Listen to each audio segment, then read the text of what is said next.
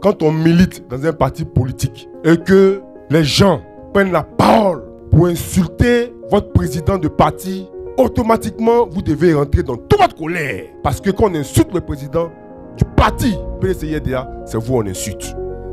Le président du parti aujourd'hui, là, c'est notre espoir. On ne doit pas permettre à quelqu'un de lui manquer du respect. Et puis nous, on va s'asseoir et puis on va rire dessus. Parce que notre attitude qu'on va avoir concernant l'image de notre président, si on accepte qu'on l'insulte, ça veut dire qu'on est en train d'ouvrir la boîte des Pandore pour que tout le monde vienne dedans pour l'insulter, l'insulter, l'insulter. Mais quand les gens commencent à l'insulter, ils perdent de la valeur. Et l'onction de Dieu va quitter en lui. Parce qu'ils sont en train de le traîner dans la boue. Donc je vais vous dire aujourd'hui, de manière solennelle, ne permettez plus cela. Nous là, on doit s'arranger à ce que tout ce qui va sortir de la bouche des gens, quand il s'agit de dire le président Tidjane Thiam, ça doit être positif. Parce que quand ce n'est pas positif, il y a au moins 2 millions de personnes qui vont t'insulter jusqu'à ce que toi-même tu refuses, mais tu demandes à Dieu même de te prendre parti. Parce qu'on ne s'amuse pas avec le fétiche des gens.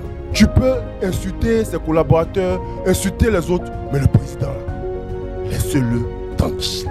Deuxièmement, le président Tidjane Thiam l'a parlé des IDH, Indice de développement humain. IDH là, on dit on est passé, aujourd'hui là, la Côte d'Ivoire fait partie des 30 derniers pays du monde entier. C'est-à-dire des gens où au niveau de l'éducation et puis la santé là, il y a un problème. Mais ce classement là, ça exprime une chose, une seule chose. Ça montre clairement que la Côte d'Ivoire est un pays corrompu. C'est les voleurs qui sont à la tête du pays. Parce que si tu ne voles pas l'argent qu'on doit prendre pour construire une école et puis santé là, l'argent n'est parti où? C'est la corruption. La corruption, on se plaint de ça tous les jours là. Voilà le résultat. IDH là, ils sont passés à 166. Parce que les gens volent et puis on ne les sanctionne pas. Et puis si vous remarquez bien, il y a 2 ministres. Les plus corrompus là, c'est eux qui sont sortis pour se plaindre. Les plus corrompus là, c'est eux qui sont sortis pour se plaindre. Le premier, c'est Amédée. C'est-à-dire lui-même, il dit, on s'en fout des IDH. Vous ne pouvez pas m'empêcher de continuer ma corruption. Est-ce que vous avez dit? Parce que corruption là, où les gens mangent le plus, c'est dans le goudron. C'est dans le goudron. Parce qu'aller construire hôpital, aller construire école, ça ne rapporte pas beaucoup d'argent comme goudron là. Donc c'est là-bas il est concentré. FPH. C'est là-bas il est concentré. On vient dire que ton pays est partie des 30 derniers à cause de la corruption. Parce qu'aujourd'hui la Banque mondiale a dit, hein, sur les 13 000 milliards là, qui font le budget de l'État là, 20% ont été volés. Ça correspond à près de 2400 milliards. Mais ce que le président Tidjane Thiam a dit là, le classement des IDH là, c'est de corruption il parle. C'est la corruption qui est le problème de la Côte d'Ivoire. Et en Côte d'Ivoire ici, les gens volent. On dit, on parle, et puis ça ne change pas. C'est-à-dire, on a attrapé quelqu'un, il a volé. On est venu dans l'entreprise où il a volé là. On a fait audit, on l'a tapé. On l'enlève de son poste. Quand on l'enlève de son poste là, après on attend un peu 3 mois, quand vous avez oublié, bon, on le met ailleurs. Qui se rappelle de EPMP, affaire de gazon, quand il a plu là, le gazon était rempli, inondé. 20 milliards. Bah, on l'a tapé. Bah, on l'a enlevé. Quand il est fini net, bah, on l'a nommé.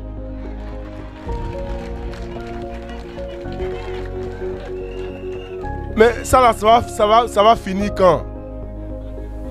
Ça va finir quand? Qui se rappelle du fait? Faire fond d'entretien routier. Ils sont partis faire audit là-bas. Bah, on l'a tapé. On a regardé 100 milliards. Bah, on l'a enlevé. On dit, ça là, ils vont le mettre en prison. 100 milliards, c'est trop. 100 milliards, c'est tout. Tout le monde est concentré. On dit ça, souvent, c'est prison. Bah, on vient de le nommer. C'est tout ça là qui fait IDH là. C'est ça, on dit IDH là. L'argent qu'on devait prendre pour construire l'école des enfants, c'est-à-dire des populations qui sont défavorisées, qui sont dans les difficultés, l'argent qu'on devait prendre là. Les voleurs là, ils ont pris ça pour aller payer maison aux États-Unis, Les voleurs là, ils ont pris ça pour aller payer une maison au Mexique. Les voleurs là, ils ont pris ça pour aller payer sac Louis Vuitton de leurs femmes. Les voleurs là, ils ont pris ça pour prendre avion. C'est ça qui a fait qu'aujourd'hui ils sont derniers. C'est ça qui a fait qu'aujourd'hui ils font partie des 30 derniers. Donc c'est de ça on parle. Et puis on parle, vous dites oui, non, on s'en fout des IDH. On s'en fout des IDH. Affaire de route là. On est parti à l'intérieur, on a vu qu'il n'y a pas de route là-bas. Deuxièmement, c'est l'autre qui s'est plaint là, c'est quel autre ministre même. Tout est Mamadou. Toi, on te met sur plateau de télé, toi et Tchan, vous pouvez discuter ensemble. Tu es un plaisantin. Et puis il parle. On t'a donné l'année de la jeunesse, 2023, année de la jeunesse. Toute l'année, zéro. Il quand même, le président Ouattara veut s'arrêter pour dire 1 milliard par jour, 1 milliard. Peut-être 2023, zéro. Il est obligé de dire même que l'année de la jeunesse, ça continue. Tellement que rien n'est sorti de ça. Ça continue jusqu'en 2024. On va arriver dans 2025 encore. L'année de la jeunesse continue. Attends, ça c'est un pas. Lorsque vous affrontez des gens qui sont corrompus, c'est-à-dire qu'ils ont pris l'argent de l'État de Côte d'Ivoire pour vivre avec ça. Ils ont fait de la confusion entre l'argent du contribuable et puis leur argent personnel. C'est l'argent du contribuable là, ils ont pris pour payer une maison aux États-Unis. C'est l'argent du contribuable là, ils ont pris pour payer l'école des enfants aux États-Unis. 200 000 $, 300 000 $. C'est l'argent du contribuable. Ils ont pris pour avoir une vie d'opulence. Ce genre de personnes là ne peuvent pas accepter de perdre ça facilement. Ils ne vont pas accepter de perdre ça facilement. C'est pourquoi je vous dis, le combat dans lequel on va s'engager, c'est un combat de conviction. Ce sera un combat qui sera dur. Ce sera difficile. Mais c'est celui qui est le plus déterminé qui aura le dessus. Celui qui ne reculera devant rien qui aura le dessus. Si vous doutez, ils prendront le dessus. Si vous montrez un petit côté de faiblesse, ils prendront le dessus. Vous devez être déterminé. Et si vous vous sentez fatigué, pensez à votre maman. Pensez à votre frère. Pensez à votre enfant par rapport à son avenir de demain. Ça va vous donner le souffle de continuer le combat. Mais jamais vous devez faiblir à cause de quelqu'un qui est venu vous donner 100 000, 200 000, 300 000, 1 million. Ça ne peut pas changer votre vie. Ça ne peut pas changer votre vie. À partir du moment où il est venu vous donner 1 million, sachez que c'est parce qu'il a volé 1 milliard qu'il vous donne 1 million. Parce que si quelqu'un ne vous distribue pas l'argent bêtement, c'est parce qu'il sait qu'il a assis sur quoi. Notre objectif, c'est l'avenir des générations futures. D'où votre nom, génération consciente. Vraiment, je compte sur vous. Je compte sur vous. Appropriez-vous ce schéma-là. Quand on dit un Ivoirien pour 10 nouveaux inscrits sur la liste électorale, ça dit que chaque personne doit envoyer 10 personnes qui n'ont jamais voté. Si chacun fait ça, vous allez voir qu'on va atteindre facilement les 200 000 de Bégerville. Parce que c'est important que le RDR libère le fauteuil présidentiel. On est arrivé à un stade où, ça là, on ne veut plus avoir affaire à eux. Parce que des gens, depuis 2011, ils sont au pouvoir. Aujourd'hui, on est en 2024.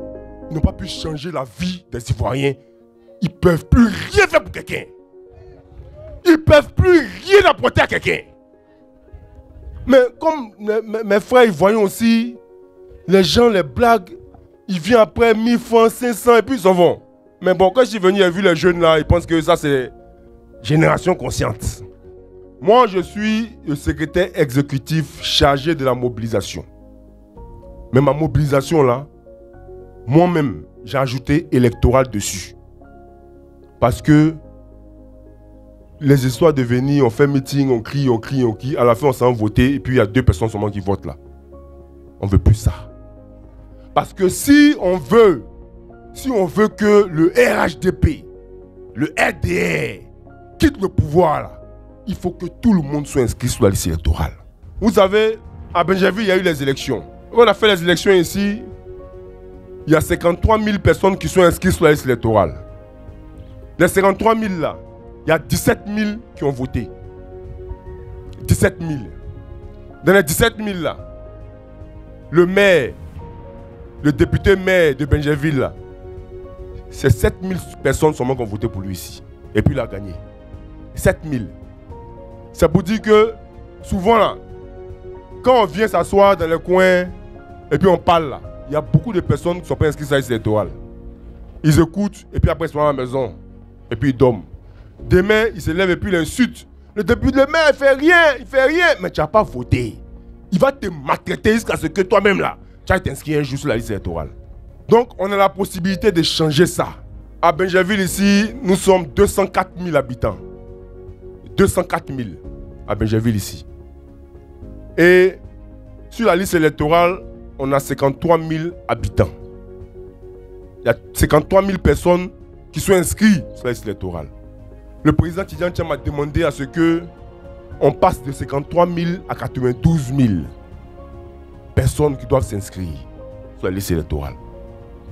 Donc ça fait, on a 38 819 personnes à identifier ici, à Benjerville.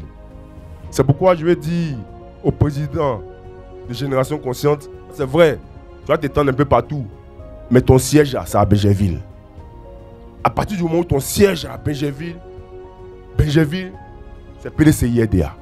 Donc votre mission prioritaire, on a 38 000 personnes à trouver. 38 000 personnes qui ne sont jamais inscrites sur la liste électorale. Jamais. Et c'est possible.